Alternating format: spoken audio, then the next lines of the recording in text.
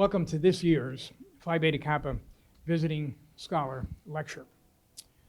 Phi Beta Kappa is the United States' oldest honorary society, founded in 1776 at William and Mary College in Williamsburg, Virginia. And this year, we're honored to have as our visiting scholar, Dr. Mark Hayward, who is professor of sociology at the University of Texas at Austin, where he's also the Centennial Commission's professor in liberal arts. Professor Hayward is a demographer and a population health scientist whose current work has given focus to United States and international adult mortality trends and governmental policies that operate as levers that bear on these trends in adult mortality. And a second focus that his work has had, which is the domain of this evening's talk, has been on early life developmental factors bearing on cognitive aging.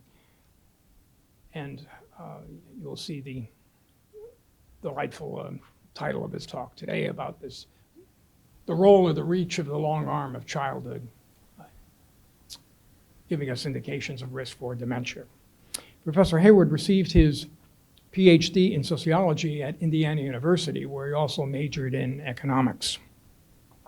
Prior to being at University of Texas at Austin, he had faculty positions at University of Washington, at USC, that's University of Southern California, up the road, not South Carolina, and Pennsylvania State University. At Penn State, he was distinguished professor of sociology and demography and director of the Population Research Institute there, and also the director of the Center for Population Health and Aging. As indication of his status, high status in the fields of demography and also health sciences, he has been editor of the journal Demography, which he has just completed his editorship of that journal. And he's been associate editor of numerous journals in the fields of gerontology, aging, social biology, population research, health sciences, and behavioral medicine. He's been the recipient of many professional awards, including the National Institute of Health Matilda White Riley Award for his contributions to behavioral and social scientific knowledge in its application and relevance to the mission of the National Institute of Health. He's received numerous grants from the National Institute of Aging, and a recent one concerning education, early life childhood conditions, and trends in dementia, provides the groundwork and the springboard for his talk this evening on the role of the long arm of childhood for experiencing dementia in old age. Please welcome Professor Mark Hayward. Thank you so much. I want to thank Ray and the chapter that invited me to UCI. I really have a long history with this university. I know a lot of folks in different departments on campus, and of course, I'm old enough to know that UCI didn't exist when I lived in Southern California as a small child, and my wife too, and she lived in Costa Mesa, where there were bean fields at the time. I know it's hard to imagine bean fields in Costa Mesa, but there used to be.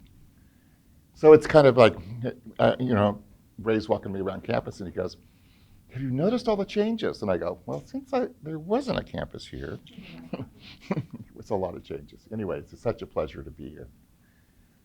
So the title of this talk comes from an article I wrote years ago called "The Long Arm of Childhood, Looking at Adult Mortality." Now, write a paper with a catchy title, get thousands of citations, will change your BMI for the worse forever, because I've been to a lot of conferences and things that have hosted me because of this kind of linking of the life course and the early phases, the developmental components, and the aging phases. Now, we have two institutes at NIH. One is the Institute of Child Health and Human Development. The other is the National Institute on Aging. They used to be together, then they got a divorce. But from my perspective, in terms of the work that I do, I can't understand the aging processes without understanding the developmental origins that put people at risk ultimately for aging. So I hope to give you a flavor of that today with respect to dementia. Now there's a couple kind of background stories. I will kind of fill you in on some personal stuff. So my mother died of dementia and my mother-in-law died of dementia. So I have a personal connection to this, and I don't see this work as academic so much as it's academic, but it's doing academic work on behalf of getting the information in the hands of policymakers, of interventionists, of clinicians, and ways of improving the cognitive health of people in the United States. I also come at this in a somewhat different fashion than a lot of people who study dementia, and they come at it from a more clinical or individualistic perspective. And it's not a bad perspective, but I come at it from a population perspective, which is I want to know the diversity and range of experiences that are going on in the population, and only in that way, given the array of experiences, both from childhood and into older ages, can I really understand the ways in which exposures combine across the life course to influence dementia risk. So that's kind of giving you a little flavor for this. I'm a relative novice compared to so many people who've studied dementia for so many years. I've certainly studied mortality and functioning and disability issues and a variety of things. And I want to tell you that cognitive health is a different critter, right? It is a different critter. It is not something that you can just say, oh, I can take all this other work that I've done in mortality and functioning, and I can just apply it over here for cognition, because it is not the case. And I hope to make that case tonight to give you a better sense for what I mean by that, because today I talked about the role of education in American mortality trends and inequality, and I said something very different about how education is operating for mortality and those kinds of trends than I'm going to say tonight about how education works with respect to dementia risk. So I don't do anything by myself. I have people. And I have collaborators, co-conspirators, and I've listed a few of them up here. That's only a subset. This is the most current group. Some of them are my students, some of them are postdocs, some of them are from colleagues from Eileen Kremens, who's an old colleague of mine from the University of Southern California. And we have a different assortment of characters, and we've been collaborating for quite some time on different aspects of what's going on with dementia in the United States. So I think what I can recommend is that it's always a good thing when you get into these kinds of problems that are bigger than a discipline to have people from other areas work with you. So I work with neurologists. I work with epidemiologists. I work with a variety of people in order to really get a better understanding and grasp of the phenomena I look at, because I will never, ever, ever be able to have a complete grasp without having collaborators on these kinds of issues. So the talk is based primarily on these three papers. I did this just to show that there actually is scientific background to the things I'm going to show. You don't need to pay attention to any of this. And of course, this is why I got a Matilda White Riley Award, is because I always put up this slide honoring the funding agencies that allowed me to do this work. And as you can see, it really does take quite a bit of funding, because it is what I would call big science. It's not little science. I don't sit in my office doing this stuff myself. We use supercomputers. We do all sorts of things in terms of being able to estimate the kinds of work models that are underneath the figures that I'm going to show you tonight. So I'm going to start with some basic concepts, and I'll try and slow down. I'll probably digress. I'll move into personal issues. That's okay, right? So just bear with me. I've kind of got a storyline here that I'm going to try to develop. So what is dementia? We think we all know it. Some people think it's Alzheimer's. Some people know that it's there are multiple forms of dementia. And yes, there are multiple forms of dementia. And I've given you the working definition of dementia up here, which is really, you have these impairments in two areas: memory, reasoning, visuospatial abilities, language, or changes in personality and behavior, and they interfere with functioning at work or usual activities. That's the definition. It's really this decline from previous levels of functioning, and they're not explained by delirium or other kind of psychiatric disorders. So I want to be pretty clear about that. It's the other thing I think it's important to note is that we don't have a good handle on the relationship, what causes the relationship between Alzheimer's disease and, let's say, vascular problems or Lewy bodies. But if you were to actually do an autopsy or follow individual cases of dementia over time, you would discover that multimorbidity is very much a common phenomena with the concept of dementia, so that very few people probably actually die with one form. They often die with multiple forms. So there are multiple pathophysiological processes involved. Now, this makes it very hard to come up with a drug to fix the memory problems or to fix these problems, because there are clearly multiple pathophysiological mechanisms in play. So that complexity and probably their interaction with each other is a challenge. And so I think I want to make sure you understand this is not a simple problem. And more than that, it's not one that you can just easily break out and say, I'm only going to study Alzheimer's, or I'm only going to study Lewy bodies, because so the co-occurrence and the comorbidity of these outcomes is very, very, very common. So the other thing is, what is dementia risk? This is in my title, right? So I've got essentially two groups of people. And one group has a higher cognitive performance, let's say in early adulthood.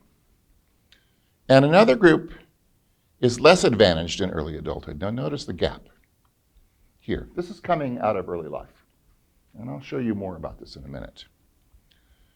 The question is, oftentimes when we study cognitive aging, now listen to those words, cognitive aging, we're talking about intra-individual changes.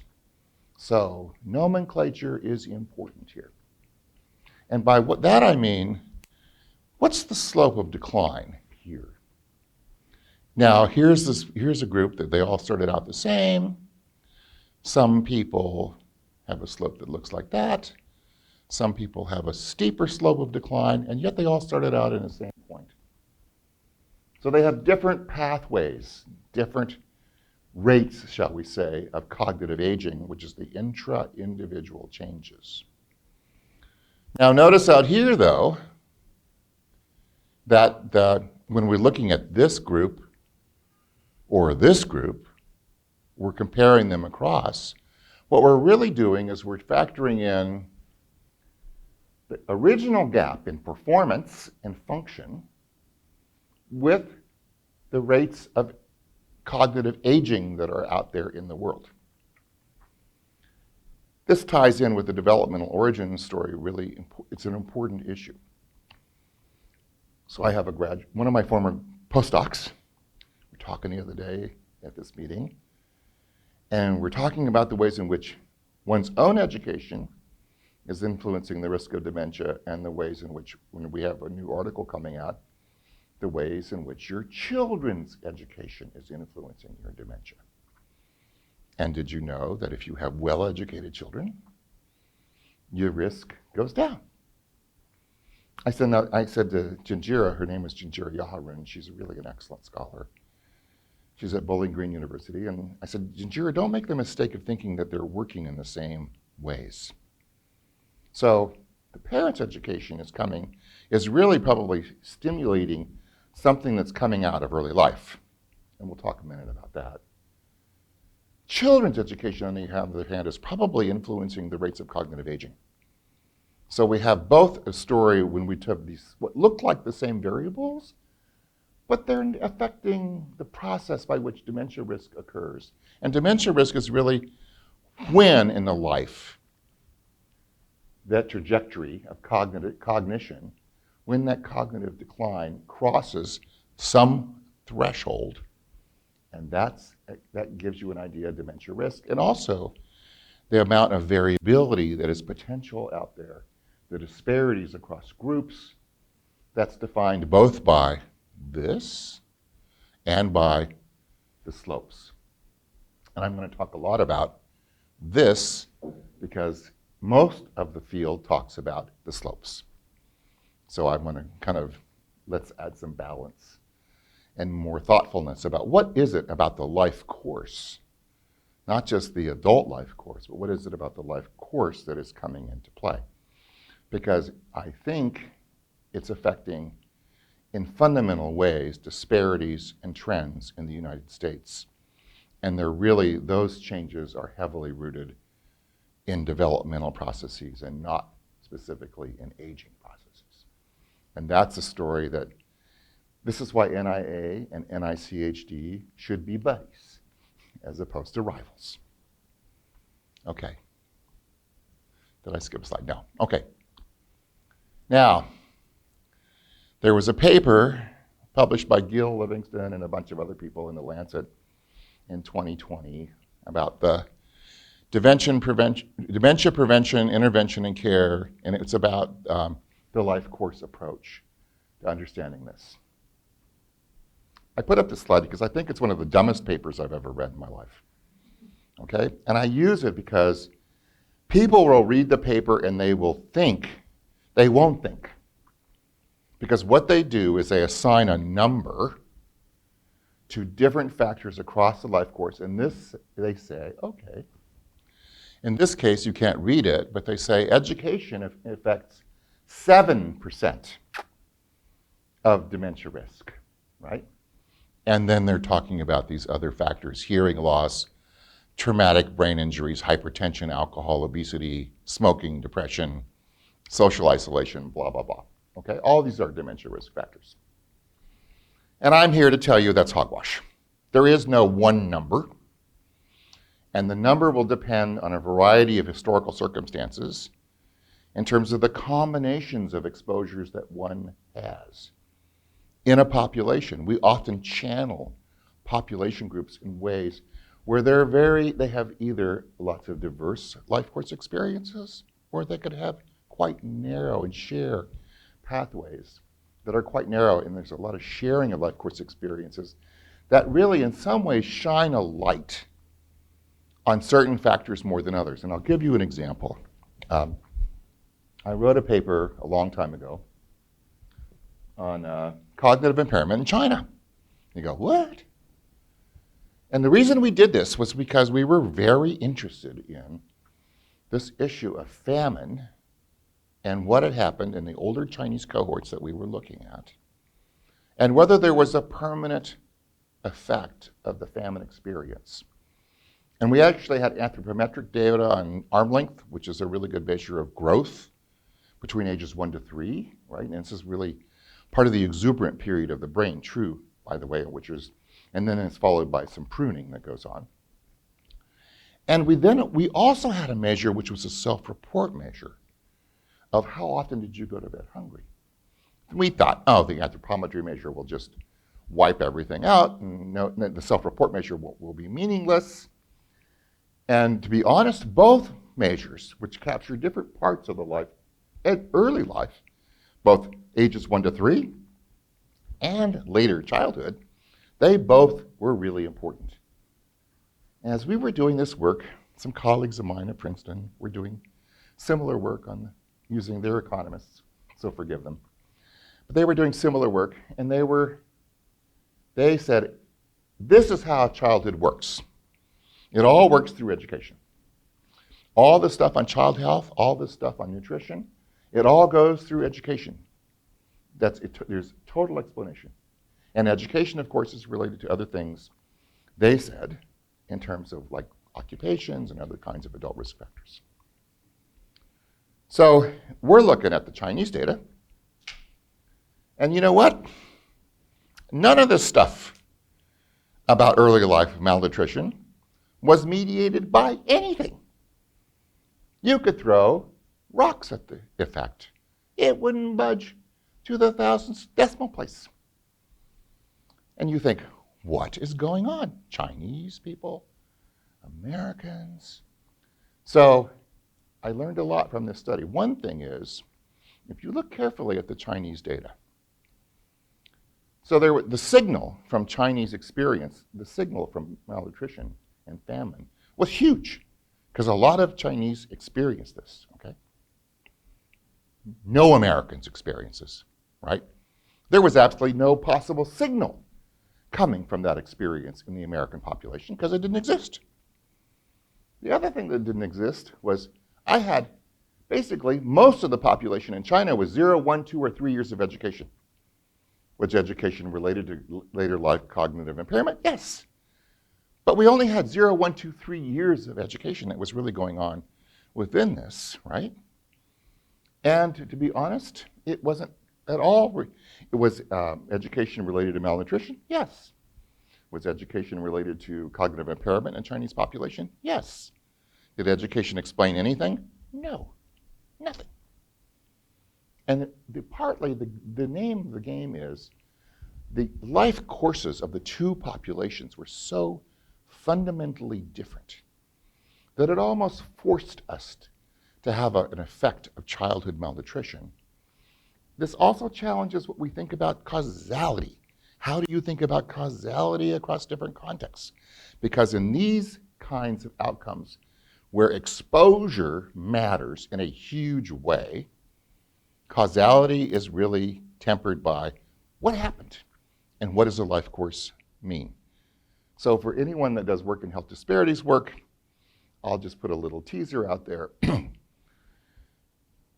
So would you say I would put the Chinese data with the American data, squash it together, have a covariate or a variable that says Chinese or American, and then I want to try to explain Chinese and American differences? No. And the reason is one population comes from Mars and the other population came from Venus, because they literally have these two different life course structures. So I'm beating a dead horse. Onward. Okay. Yep, I'm here. Okay. So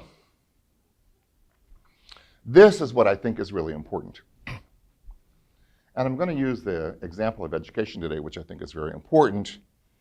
So I've got these two groups, one in red and one in blue. And you'll see that the group in blue is less advantaged in terms of the kinds of ways in which cognitive development is occurring. And they peak in terms of cognitive development pretty early in life compared to this other group, which is out here, right? So notice that there really is a separation here about when they peak. And so we have this group that really starts off, if I wanted to be honest, they probably start off in utero differently, right? I just didn't factor that in. But if I can go back to in utero almost assuredly. Now here I just assumed, I know, be careful what you assume, but for the sake of presentation, I've assumed that basically the declines, the intra-individual changes in cognition are the same for the two groups. And so the dementia risk in this case is really set coming out of this developmental origins. I say this because I'm going to bring back education. So I'm going to have two examples here, and I'm going to try and walk you through these as best I can. I'm going to show some pictures. They're not so pretty. I'm not that good. I should have had my graduate students make them for me, but they were busy doing other things that I told them to do. So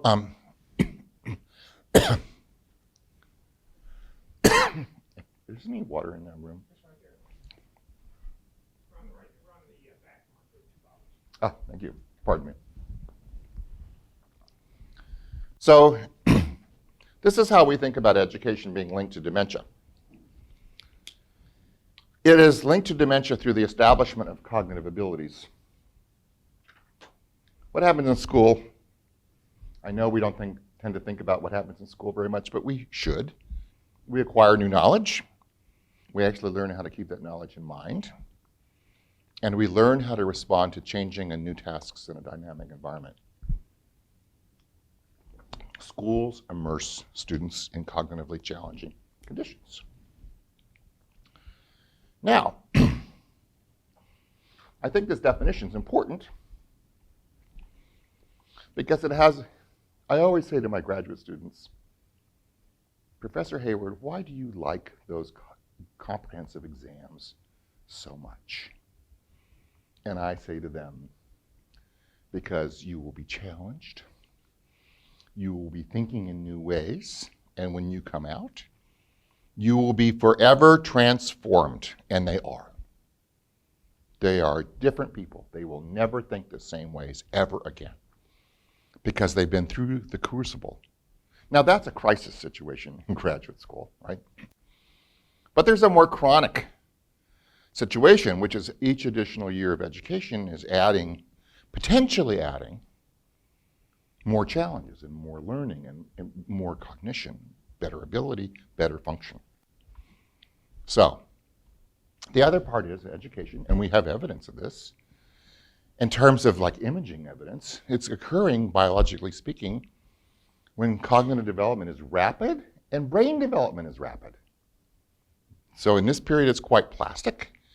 And I would say education is conceptually linked to cognitive reserve. We want to be careful how we think about those slippery terms out there. Cognitive reserve is a term tossed around. I would say, as far as we know so far, given the state of the evidence, education is, the reason that education is so strongly associated with dementia risk has nothing to do with educational differences in cognitive aging. We have been looking for educational differences in cognitive aging for some time. Lots of people have dedicated a lot of journal space to doing work on this topic. If they find any effect, it's small. And so we're in this situation. If we want to understand the effect of education, it's really probably about the stock of knowledge and ability, the capacity for people to exercise their brains and function. So I'm going to show you some data. We use the Health and Retirement Study, which is the largest ongoing longitudinal study of aging in the United States. We're only going to look at 65 people 65 years of age and older, and that's because of when the HRS decided to measure dementia. And we're going to look at cognitive status scores, and we're actually going to look at them not only just for people that are living in the community, we're looking at them for people who are living in nursing homes. So we're not limited by where people are living at the time. So we're assessing cognitive status changes through the development of cognition, the changes in cognition. So let's talk about the role of educational attainment for US dementia trends. So I was on a National Academy of Science committee on dementia in the United States. What's the future of research? I'm their token non-epidemiologist, non-clinical psychologist, whatever.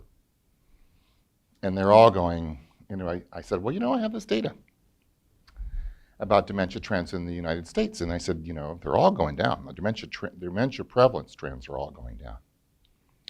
They're going, nah. I go, yeah, it's been going on for quite some time.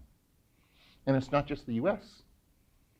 It's other countries too, like Rotterdam, like the Dutch, for example, and the English. So it's really not a unique phenomena to the US.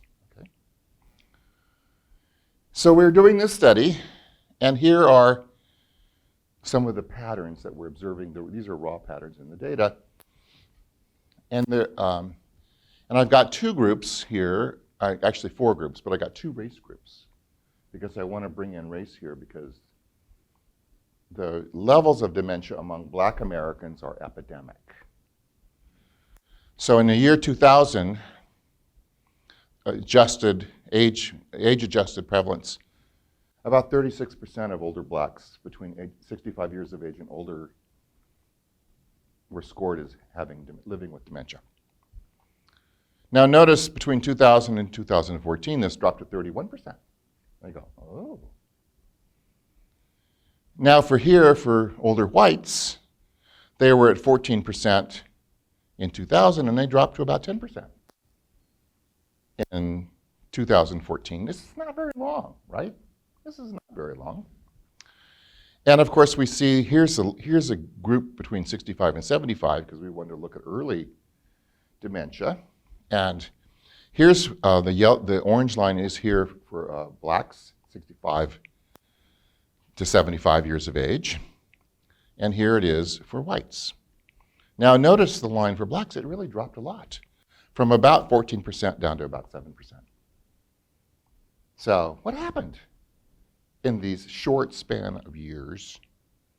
It's not 14 years that we're seeing this, and these are very significant differences. So I'm on this National Academy of Science panel. I show them these data. They're going, oh, Mark, you poor little demographer, patting me on the head. Oh, Mark, it's all smoking. Changes in smoking really had a lot to do with this. I go, okay, let's try this out. Someone else said, no, it's controlled hypertension. I said, okay, well, let's try this out too. They said, well, childhood changed. I said, well, yes, it did. Let's try this out too. So I will tell you, do you have any guesses?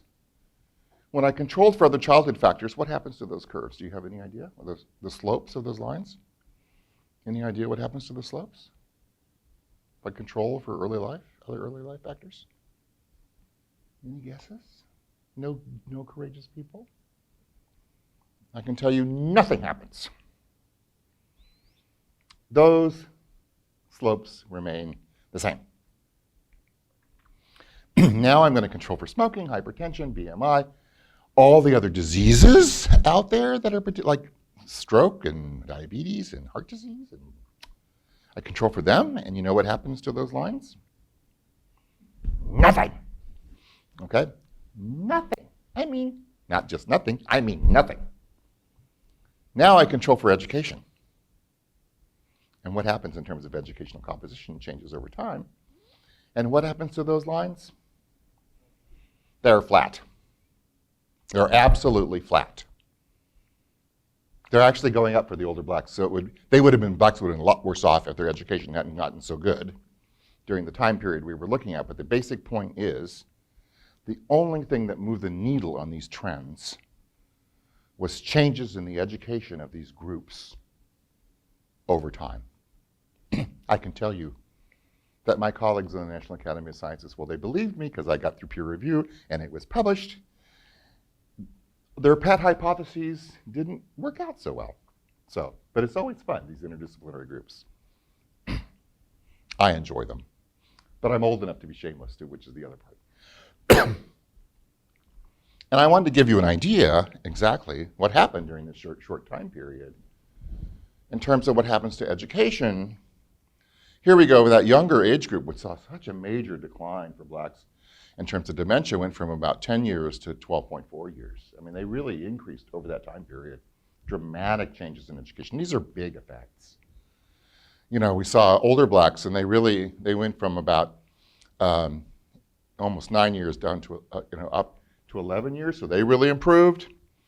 Whites improved too, but not as much as blacks, right? Did you notice that? I mean, we're really seeing that these educational changes and how racial disparities in the prevalence rates were altered, they're very sensitive to the magnitude of these underlying compositional changes that are going on in the population.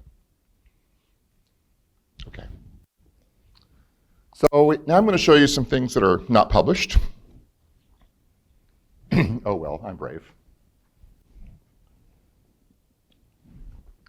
We're really back to this issue of education and exposure and trying to ask the question, because there's a lot of controversy out there, and the word on the street says, oh, advanced education really doesn't matter. You get to a certain point, and more education doesn't really help you. It's all about early life education. I was talking to Eileen, my colleague, and she's going, you'll never find an effect for advanced education. She says, good luck to you. I said, okay, well, let's just see. Let's let the data speak. So we're asking a question, essentially, as the population gains in education each year, how does each year of additional education matter for dementia risk? And then the other thing we're interested in is, are there thresholds? And we're not assuming that there's any kind of underlying perfect explanation. We're allowing what you would say is the kind of associations to vary across different time points in the education distribution. It may have a shallow slope here and a steeper slope there and different thresholds, and we're testing any number of forms to get an idea about how does each additional year of education matter for dementia risk. Here it is for males and for whites. I can't actually cross-classify here because I don't have the power, because we're really looking up to, we can go up to 16 years of education. So, I actually have 18, but the slopes are, anyway, I haven't drawn out there perfectly. So what goes on? So first of all, for men, we have this real steep slope. Each additional year of education leads to a linear decline through this point in the distribution in terms of dementia risk. And then there's a drop. And then there's another decline that occurs after 12, okay? And we see this pretty much among whites too. So we have this linear decline, drop, decline. The second best fit for form is this dotted line, which is literally a straight line. A dose-response relationship. It's very close. It's dose-response except, in the best fitting form, it's dose-response except for that 12 years of education. So, again, we controlled for early life selection factors. Maybe these slopes are sensitive to who gets a good education, right? Or who doesn't get a good education. When we control for the slope, this early life stuff, does it matter? No, it doesn't matter. Now we control for other things that would occur after education, which I would say would be more related to cognitive aging.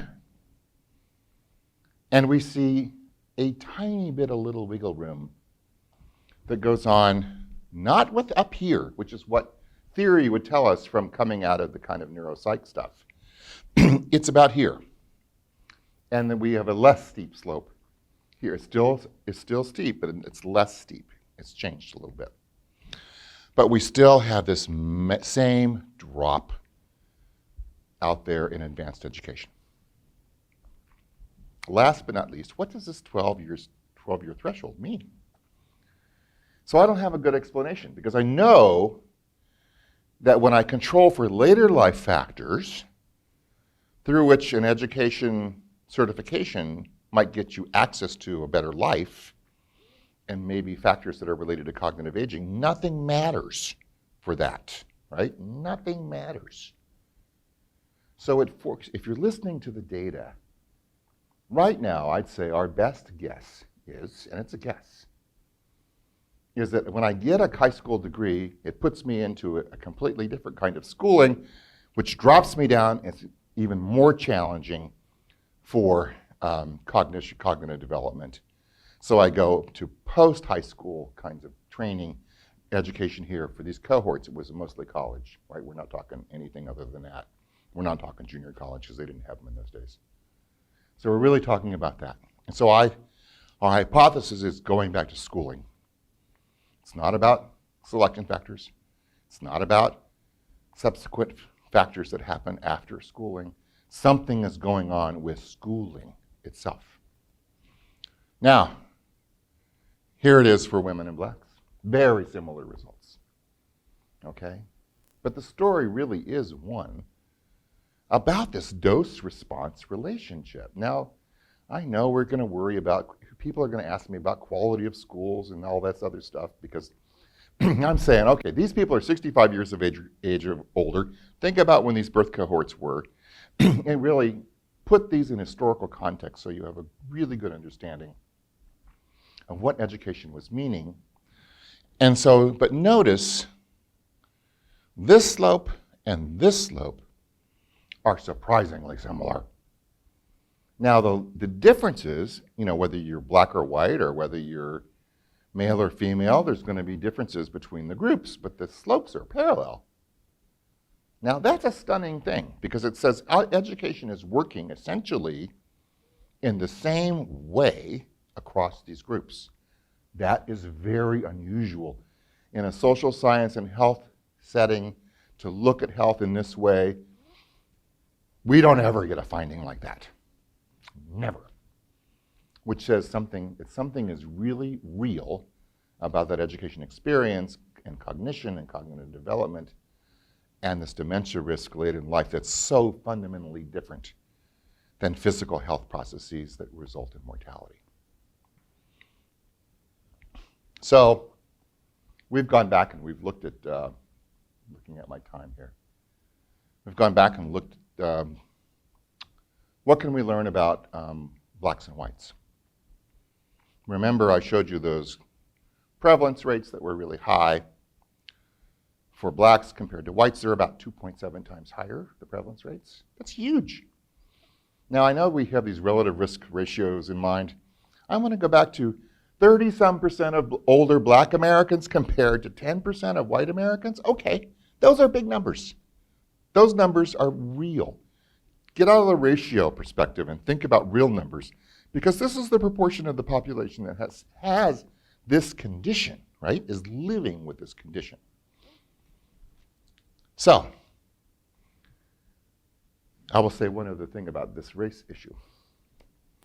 If I were a classic health disparities person, I would be putting them all in the same statistical model and I have a race coefficient and I'd just run amok and be stupid. So I encourage you not to do that. And I'll give you a reason why. 80% of older black Americans, 65 years of age and older, were born in Jim Crow South. 80%. 80. No matter where they live now, this is a massive number of people that were exposed to a racialized regime that we can't even imagine now. It just doesn't exist in this country, but it existed in this country. So, and this is also the era of the Great Migration of blacks from the South to the North, and we've actually looked at that. It matters, but there's always a Southern birth effect, by the way. There were high infectious disease rates in southern states at this time, or southern cities. And of course, potentially, we have this idea that there's this unequal educational experiences leading to differences in risk. So, all I can tell you is that the people who wrote this article originally, we've been engaged in dialogue with them. And I said, I know I get to cite you constantly, but I don't find any results that are supportive of this idea. They go, we don't either. I go, well, that's good to know.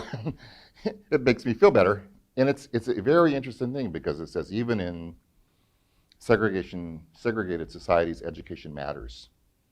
I will tell you that we're actually in South Africa we're working on South African data now because of apartheid for similar reasons. So,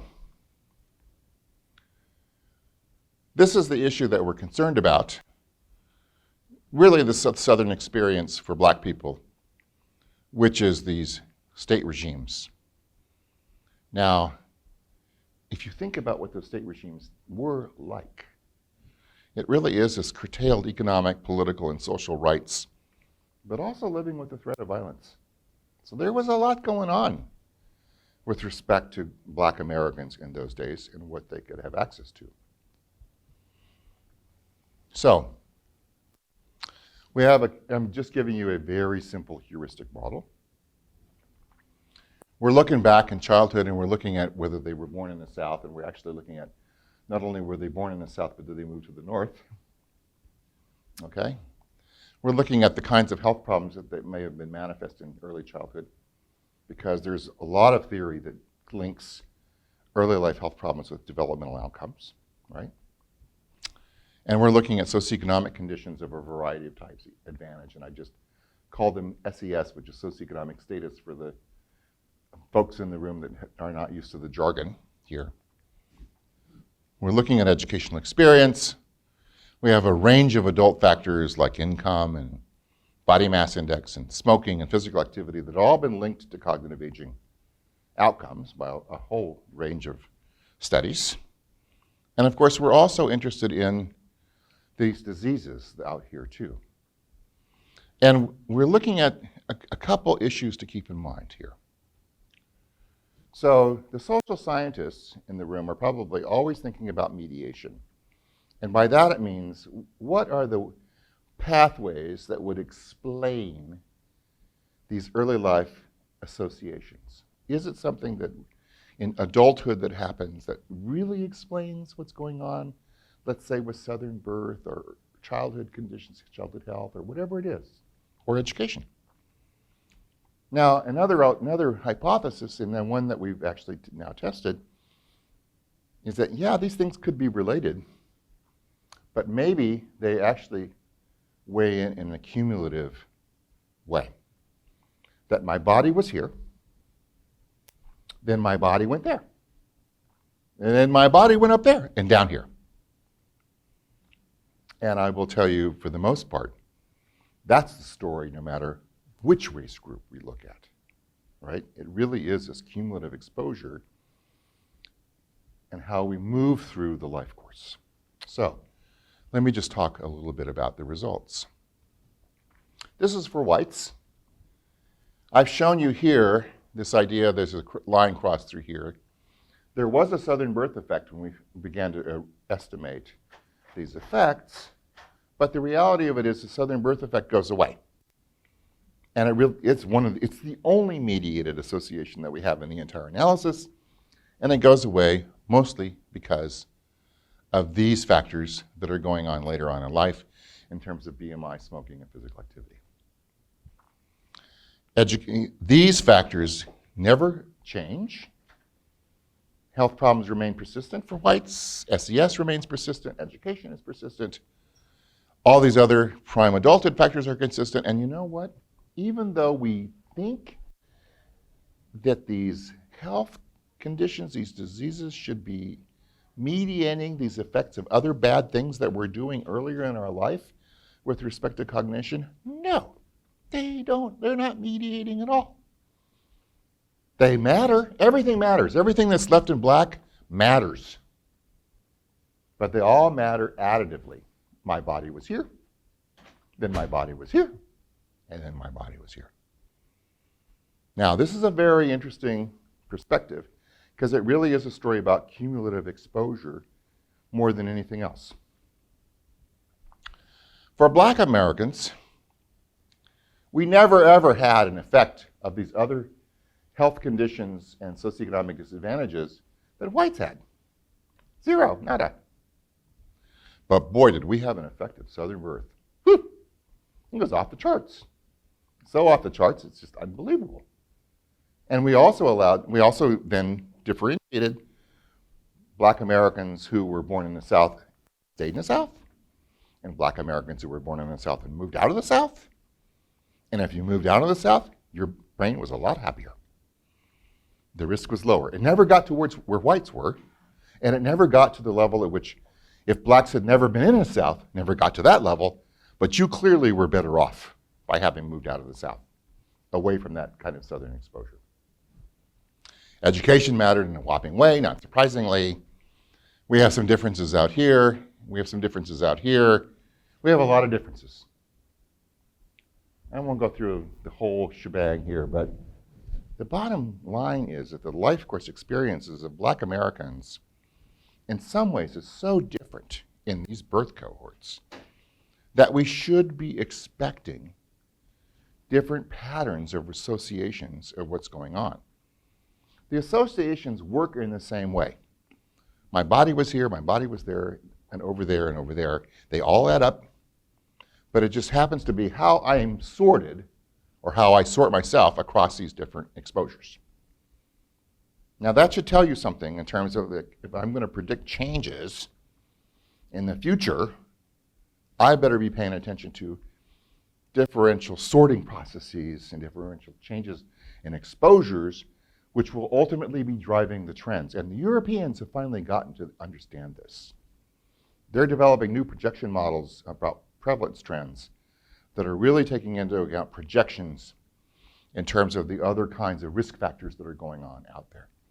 And I will make one more point about education. What has happened to post-high school education in the United States in the last 2 or 3 decades? It's leveled off. And it's likely to level off even more. And our education, our educated population, is going to be a lot lower relative to other high-income countries. It just is. The Europeans have far surpassed us. So if I'm in Europe and I'm talking to my friends in France or Holland or UK, they're all optimistic because they're going, hey, look at us. We're doing all these things in terms of the population. They go, Mark, what are you doing? I go, well, you don't really. Do we have to talk about that? Could we just talk about the European results? Okay, so lessons learned. These processes operating in early life really do stamp themselves on populations, right? This developmental experiences, whether it be born in the South, whether it be education, bam, we're getting smacked. Cognitive development, cognitive ability, and where it's set is very much based in childhood. The other thing that we see, and this is in part by paying attention to the life courses of older Black Americans and older white Americans, we have life courses that were set completely differently by Jim Crow South for 80% of Black Americans. Now that should tell you something about how to model them for those of these people that are interested in health disparities. It just makes my skin crawl to think about how people are treating these issues. And the other part is that Southern birth means something very different for Blacks and whites, coming in from what's going on in terms of Jim Crow. Jim Crow was horrible for Blacks, not for whites, okay? Jim Crow actually stamped away the effects of childhood health problems for Blacks. It stamped away the effects of childhood SES advantages for Blacks. It was only about this racialized regime. Now think about that, because if you have a racialized regime that affects so many people in such an onerous way, we don't know how to think about that. We think about variation. We don't think about overarching structures that are really pushing populations in certain ways. I'll raise this issue with other population groups. Apartheid in South Africa. I'm looking at that issue right now. Caste in India. I'm looking at that issue right now. So you go global, you better pay attention to these kinds of regimes of stratification and that are kind of narrowing down what the life course options look for people. So let me just say that we're really thinking about these policies and institutional factors and how they're operating. I think we've just scratched the surface. We're nowhere near a truly sophisticated understanding. We've begun to get some descriptive results that we have some confidence in, and I actually believe that I'm publishing them, and I'll stand behind my results. But I don't know where things will ultimately end up. The other thing is, this is really about all of us, is looking at an agenda for future research. And I really do think at some point we have to get serious about untangling these influences of developmental and aging processes. What happens to me later in life is some experience of both things. But in order to understand that experience, I have to bring in both parts of the life course, the developmental and aging part. The other thing is, I think we have to continue to monitor how cognitive health is changing. over time and across groups. Trends matter. Seeing what's going on in the population over time is really important, and somehow we're always focused in the kind of narrowest perspective of history, which is now, as opposed to how did we get to now? Because things change and inequalities change. But we have this idea that they're always set in stone. That's not true. The other part is that we really need to have a better understanding between the connections between cognitive health, disease, and preclinical forms of biological risk. So these pathophysiological mechanisms, we're just getting a handle, on how they work. So I was just at the Mind Institute today, and I was looking at one of the posters, and it was about inflammagens and in dementia, and there's a strong relationship between inflammagens and dementia risk, okay? Don't get me wrong.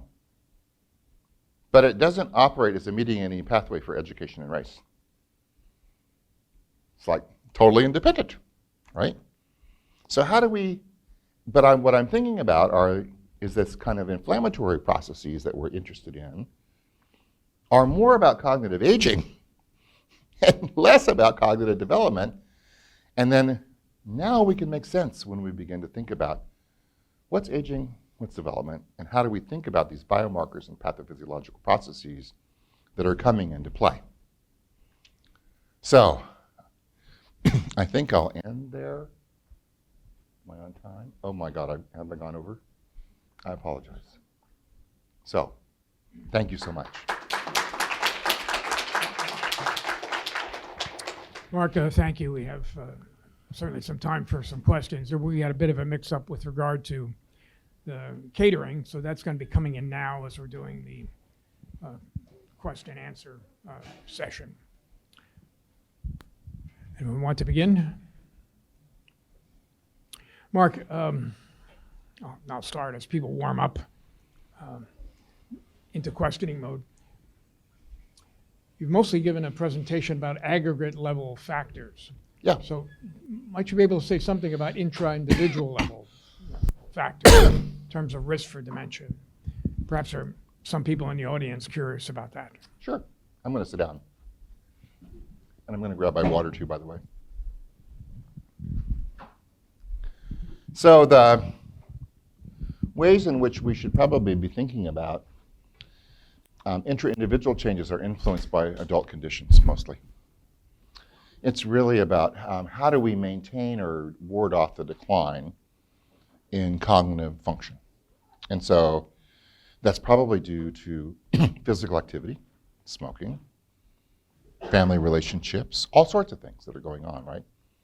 But we remember most people in general have attained their top levels very early in life. There's only one direction they're really going. After that peak, right, they're going to go down. And so the things that happen afterwards are very much tied into cognitive aging. Now, I think that's the debate that's out there. And I'm totally into looking at those kinds of issues, and we have, right? The reason I structured the talk this way was if anyone else had come into this audience, they would have told you all about cognitive aging, and they would have never talked to you about cognitive development. So I really wanted to kind of reorient the conversation a little bit. All those other factors, body mass index, the diseases, the smoking, the physical activity, advantages, forget working Sudoku puzzles on a plane. It's just all over but the tears, so don't even bother with that. But anyway, I'm teasing because I get on an airplane a lot, and then we're seeing people work on Sudoku puzzles. They ask me, what do I do for a living? I tell them, and they go, is this good for me? I go, well, do you think it's good for you? I don't really I don't do clinical work. But, so I think that, Ray, is really the issue. The other part is how do those things that affect, like stressors, for example, that happen in adult conditions, like your children are really, what happens to your children matters in a huge way to you, okay? For those people that are parents in the room, your children can be both a blessing and a curse. They can be both a benefit and a stressor. And the reason, in most of the history of the United States, as an example, the next generation always did better than the generation preceding. That is not true anymore.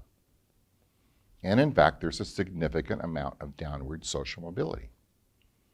And there's a problem with incarceration, and there's a problem with drugs. And your children, and many people's children are having a difficult time putting a quality life together, and they are causing stress to their parents. I have a forthcoming paper in the Journal of Health and Social Behavior that will report on this specifically, because we're very interested. And that's, Ray, where cognitive aging is really being influenced by those kinds of things that are happening later on in adulthood, and they matter. So if I were to say, like right now, I said to my Gingira, I used this story earlier, Gingira, if we add together how much better off are parents that are well-educated, plus they have well-educated children? They're like rock stars with respect to dementia risk, because both the developmental and aging components are working together. On the other hand, I have less educated parents whose children really fell through the cracks, and guess what happens to them? They start out with a bad stock and they have worse cognitive aging experiences, and now I've defined the two groups in terms of inequalities and disparities based on parents' education and children's education. That gives you an idea about how disparities are created along one major dimension. That's just one example. There are many examples. But I would encourage us all to not run to simple explanations, is to say, okay, if I really want to know about heterogeneity in a population, I have to know how these things work together, and I have to add them together in order to understand what's going on out there in the world. Do I really care what percent comes from childhood and what percent comes from adulthood? No. And why is that? Because it will change across historical circumstances and across birth cohorts. It will change. And I think that's another part, because it has to do with causality. How do we think about causality in all these studies? This is not randomized controlled trials. I'm on a soapbox, and forgive me. Okay, I'll do one more soapbox thing. When we get our data, the one thing that people forget so much is that what we find is bound by what we can observe. We do not see the realm of all possibilities when we have human population groups, okay? If I want to know how all of these factors work together across the life course for humans, what would I really need to do?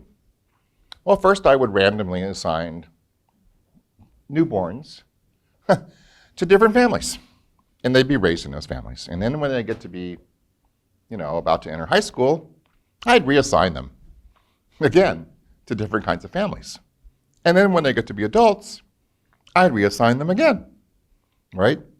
And then I would have a matrix of exposures that would run across all the possible distributions, at least in the society that I was looking at. But life doesn't work like that, which is the other part. So really, we forget when we get involved in these kind of crazy discussions about causality, don't get me started, in the social sciences with human populations, we're really context bound. And I don't mind the conversations about causality, but I do mind them being ahistorical. And that is the issue for me. So. Karen, Professor Rook.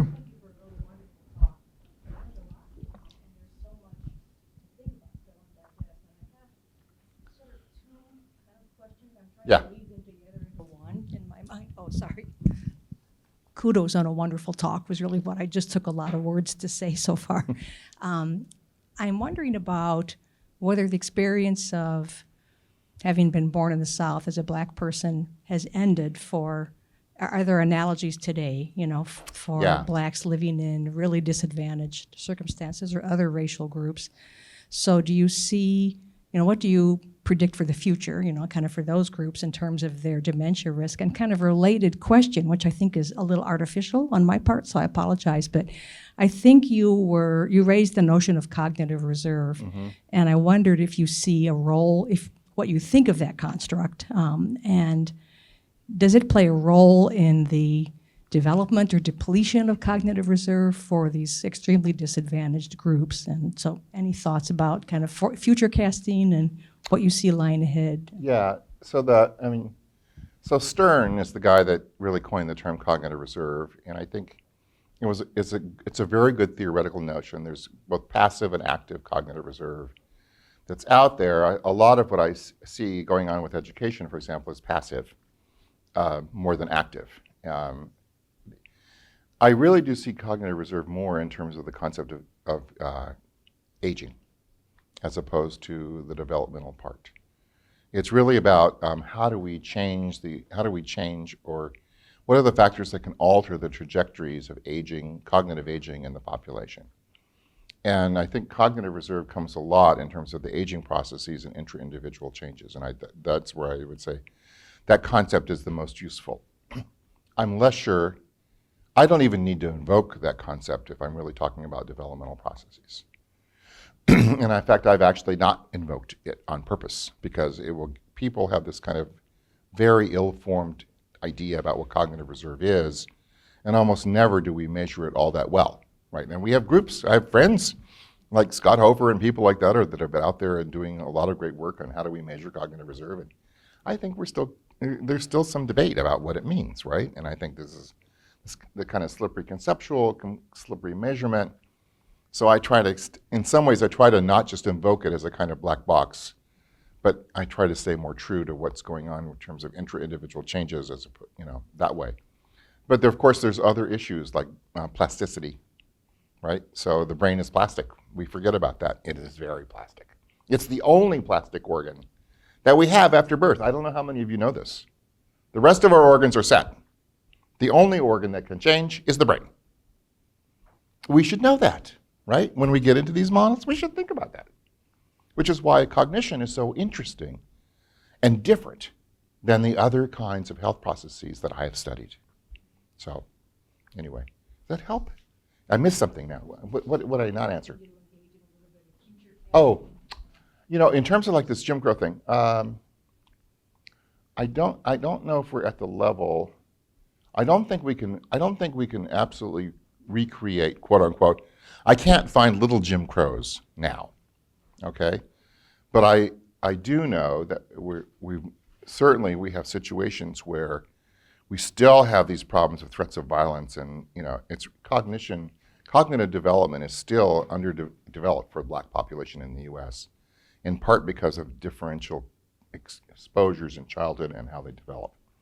So I think that's not going away. It's really a reflection of the inequality, racial segregation, racial differences in exposure, a whole variety of, life with uncertainty as a child, you name it. Things are going on in the Black population that really matter. And it's probably matter more now than they did in Jim Crow South. There was such an overarching stamp. But now these other factors that are defining life in these different situations in different communities are probably going to come into play a lot more. So that's my future casting. Inequality isn't going away, but how these factors which factors will come into play will change. Thank you so much for this inspiring talk, and I took a lot of notes. Thinking about the future, certainly weathering is a study that's going on right now. So the racism that affects your body, and I'm sure it's related to this as well. And I'm looking forward to seeing some more data about Asians and mixed race people, and because I also want to know when that's going to hit me, right? But the question I'm going to ask is really on education. Of course, we're all here in the realm of education, and we're here where we believe education is fundamental, it's important and all that. Here, your definition of education is schooling, right? It's an informal school. And I really want to just push a little bit to think about what's the difference between education and learning, for instance, right? We think about street smart, we think about all that kind of learning that's going on in life all the time. Throughout their talk, I was just thinking, so is it because in our regular education, we're forced to learn a lot of things that maybe not useful in life, right? For instance, a lot of people would say, well, why do I need to learn art? I'm in art, right? Well, I'm an engineer. Why do I need to learn art? And then now I still remember a lot of things about, chemistry and things like that. Most of the math I learned I don't need to use, right? On the other hand, I feel, yes, I'm much smarter. I'm better because I have all this quote unquote useless knowledge, right? So I'm just curious what you think about what's the part of the education that really, really helped us, right? It's different from learning. It's not selective. It's maybe because of the exam that we're forced to learn things. And I don't know. Yeah. I'm just So I'll curious. tell you, we have a new $50 million project it's going to be out there. And we're taking some longitudinal cohorts in the United States that we know a lot about what happened in high schools, what their majors were, what extracurricular activities were, what all the kinds of things that went on, and then we are able to pick up what they happened in terms of their college and non-college post-secondary education. So I think I can answer your question in 5 years, maybe, but not now. I'm interested in, I think there will be an effect of those kinds of different educational experiences, but if I'm guessing, they'll be at the margin. So they'll be added to the exposure, and quality will add to the exposure. So, and it's probably because we have more variation in quality now than we had probably for most of the population way back when, because now we're strongly sorting on school quality. Just looking at what goes on, even in Orange County, right? I mean, think about how we think about school quality here. At the same time, I go, do I have a higher risk of dementia if I went to UCI compared to Stanford? And I go, not so much, right? But majors is an interesting issue, and we'll be looking at issues of majors as well. But I think I want to separate out the issue of majors from what happens later on in life. So Brea Perry has done some really superb work on what happens with occupations, different kinds of occupations in later on in life. And one of the things that she has been observing with her team is that there are indeed morphological and functional changes associated with different kinds of occupations, okay? And this gets into actually this cognitive aging issue. And that's where I think, and guess who does the best in terms of like cognitive performance? Is it the tech people that work all by themselves and go off and do nothing? I mean, they're working in isolation? No, they do bad, relatively, compared to people who work in more social kinds of jobs, which is quite interesting, right? So she's doing a lot of work on social networks and the roles in which cognitive changes are occurring. So I'd say there's, in terms of actual schooling, exposure right now is the primary issue. We have a new group where we have maybe a more heterogeneous some college group, which is composed of academics and non-academics. And street learning, I don't know how to think about that. I honestly, we have a common mythology about street learning, but I don't know if I have any evidence to talk about street learning. Now, last but not least, I think all of your ideas are plausible, okay? And the reason I think this is that we've done this work and we've said, okay, how clustered are the dementia experiences of the population within education groups? And if you're highly educated, those dementia experiences cluster very tightly, just like mortality, actually. They cluster really tightly, so that we all look pretty much alike in terms of that being well-educated. It's kind of homogenizes us. But the dementia risks for the least educated people, for high school and less, while the average is way down, they're much earlier ages of onset, the distribution of experience is much broader, right? So within that group, things like street learning and whatever may be influencing the variability that's going on within that low educated group, so that a small fraction of those low educated people actually do quite well. So I think we have to begin to think about not only between group variability, but we have to think about variability within groups too. I hope that answers to some extent what you were asking about. Probably too much, probably. Another question here in the center. Perhaps it's our last one before we go to the treats in the corner. Thank you for a very stimulating and interesting talk. I'm just curious, as someone who works with Latinx populations, why Hispanics were not included in the study and whither research in that domain. I think it's really important to include them, but if we're looking at early life and we're looking at the kinds of things that were going on in early life, I have over 50% of my sample that was not born in the United States. So I really don't know how to interpret where they're from. And that is an issue.